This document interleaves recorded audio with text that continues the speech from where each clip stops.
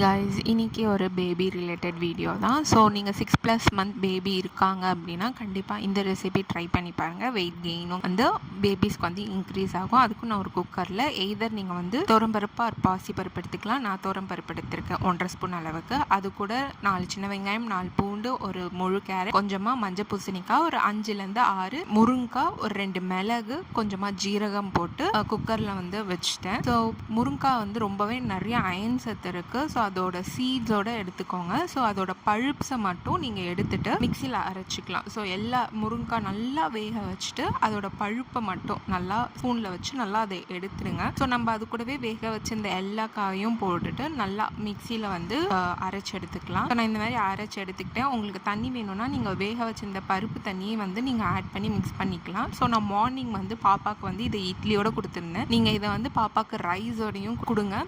ரொம்பவே சூப்பராக இருக்கும். நீங்கள் ரைஸோட கொடுக்கும் போது கொஞ்சமாக கீ ஆட் பண்ணிக்கோங்க. ஸோ இது எல்லாமே நிறைய நியூட்ரிஷன்ஸ் இருக்கிறனால பாப்பாவுக்கு வெயிட்டும் சீக்கிரமாக போடும்.